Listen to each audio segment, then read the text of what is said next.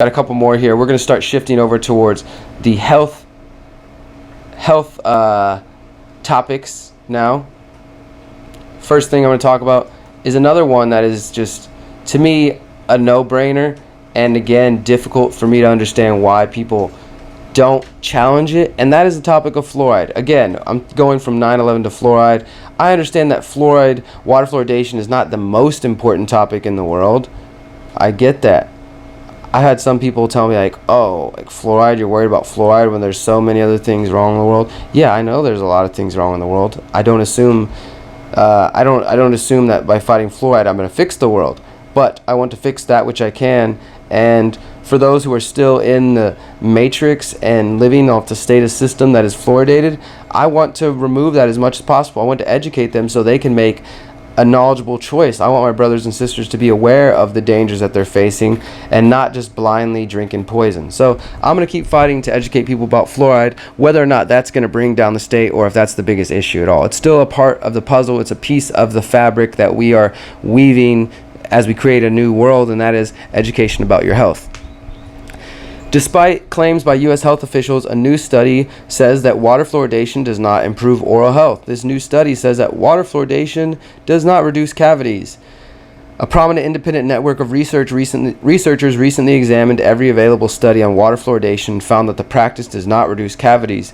The Cochrane collaboration, a global independent network of researchers, professionals, and patients, narrowed the review down to the most comprehensive, well-designed, and reliable papers before analyzing and publishing their conclusion.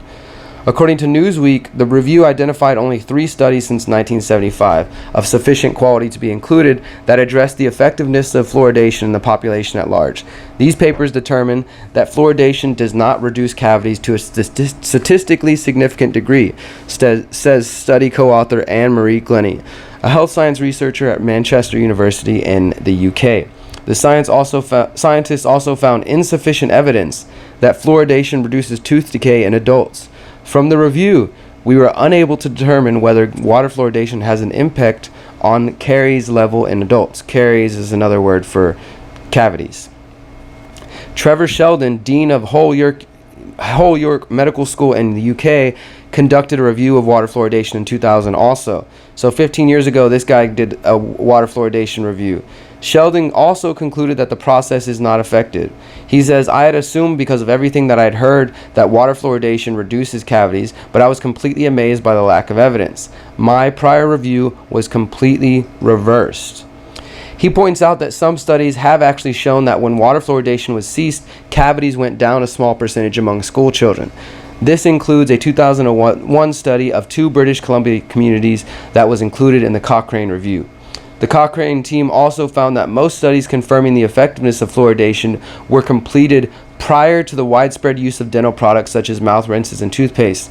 The study did find evidence that fluoridation was linked to a 26% decrease in cavities. However, this study was also done before the growth of modern dentistry, and the researchers write, quote, "We have limited confidence in the size of this effective due to the high risk of bias within the studies and the lack of contemporary evidence."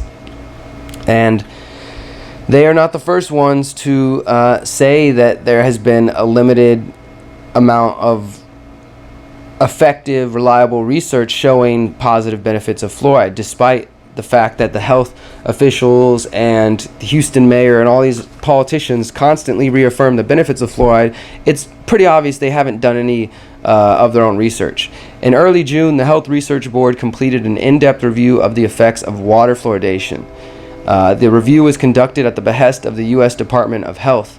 After examining all internationally peer-reviewed papers on the topics of fluoride and health effects from 2006 to 2014, get that again.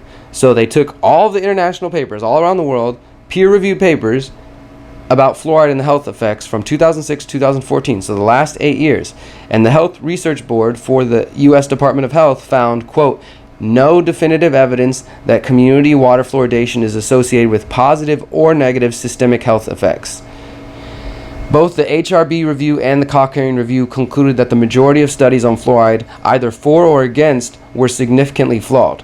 The researchers found that around 70% of the studies did not account for conflicting factors, including sources of fluoride beyond tap water, diet, and ethnicity.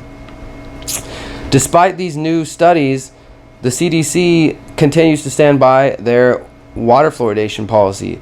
Barbara Gooch, a dental researcher with the CDC's Division of Oral Health, told Newsweek that the review does not reduce the government's, quote, confidence in water fluoridation as a valuable tool to prevent tooth decay in children as well as adults.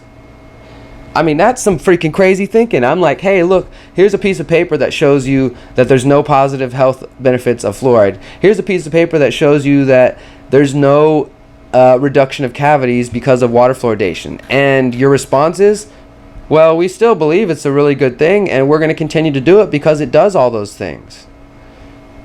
This is the world we live in, guys. Let's do what we can to fix it, because it's a little scary.